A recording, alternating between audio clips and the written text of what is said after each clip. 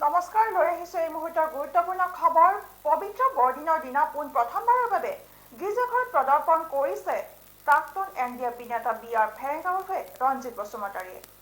বিটিআৰৰ বিভিন্ন জাতি জনগোষ্ঠীৰ মাজত ঐক্য আৰু শান্তিৰ কামনাৰে প্ৰাৰ্থনা জনাই নেতাগৰাকীয়ে। পুনৰবাৰ জনাইছো পবিত্ৰ বৰদিনৰ দিনা পোন প্ৰথমবাৰৰ বাবে গীৰ্জাঘৰত পদাৰ্পণ কৰিলে প্ৰাক্তন এনডিএফবি নেতা বি.আৰ. ফেৰেংগাৱে ৰঞ্জিত বসুমতাৰী। বিটিআৰৰ বিভিন্ন জাতি জনগোষ্ঠীৰ মাজত ঐক্য শান্তি কামনাৰে প্ৰাৰ্থনা জনাই নেতাগৰাকীয়ে।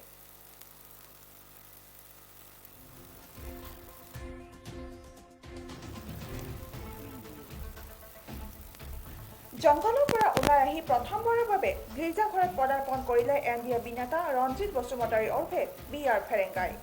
শেহতীয়া বিটিচি নিৰ্বাচনত ইউপিপিএল দলৰ হৈ অংশগ্ৰহণ কৰি চিৰাং দুৱাৰ সমষ্টিৰ নিৰ্বাচিত বি.আৰ. ফেৰেংগাই আজি বৰদিনৰ দিনা চিৰাং জিলাৰ বেংটল বাপ্টিষ্ট চাৰ্চত প্ৰাৰ্থনাত অংশগ্ৰহণ কৰে। নেতাগৰাকীয়ে আৱেগবিহ্বল হৈ কয় যে 2013 চনৰ 7 এপ্ৰিল তাৰিখে জাতিৰ স্বাৰ্থত তেওঁ ঘৰৰ পৰা ওলাই গৈছিল। সেই সময়ত তেওঁ এই গীৰ্জাখনৰ পৰিচালনা সমিতিৰ সদস্য, জিলা বড়ো সাহিত্য সভাৰ উপসভাপতি আৰু শিক্ষকতা বৃত্তিত জড়িত আছিল বুলি সংবাদ মাধ্যমত প্ৰকাশ কৰে বি.আৰ. ফেৰেংগাই।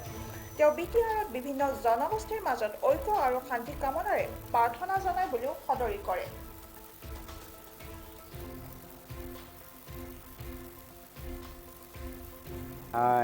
পোনপ্ৰথমে মই সকলো অসমবাসী, বিশ্ববাসী আৰু বিটিআৰবাসীক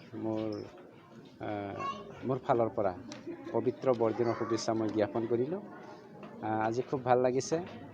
আপোনাৰ 2013 চনৰ 7 এপ্ৰিলত মই ঘৰখন এৰি গৈছিলোঁ। তেতিয়া মই এখন গীৰ্জাৰে ডিকন আছিলোঁ। এই একে সময়তে মই বড়ো সাহিত্য সভাৰ জিলাৰ ভাইচ প্ৰেছিডেণ্ট আছিলোঁ, এজন শিক্ষকো আছিলোঁ।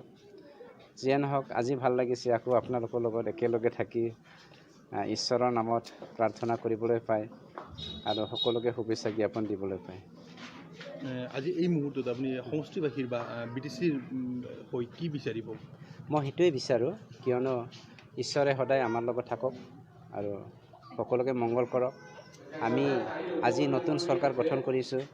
এই গীৰ্জাৰ এজন সদস্য হৈ পেলাই মই সকলোকে অনুৰোধ কৰিম, ঈশ্বৰৰ ওচৰত মোৰ প্ৰাৰ্থনা যেন আমি উন্নয়নৰ স্বাৰ্থত আগবাঢ়ি যাব পাৰোঁ, বিকাশৰ স্বাৰ্থত আগবাঢ়িব পাৰোঁ, শান্তি আকৌ বিটিআৰত আনিব পাৰোঁ, প্ৰগতি আনিব পাৰোঁ, ইউনিটি আনিব পাৰোঁ। সেইটোৱে মোৰ ঈশ্বৰৰ ওচৰত প্ৰাৰ্থনা আৰু সকলোলৈ মোৰ সেইখিনি অনুৰোধ থাকিব যে আমি সকলোৱে একগোট হৈ পেলাই যি ধৰ্মৰে নহওক কিয়, যি জাতিয়ে নহওক কিয়, একগোট হৈ পেলাই আগবাঢ়ি যোৱাৰ সময় এটা আহি পৰিছে।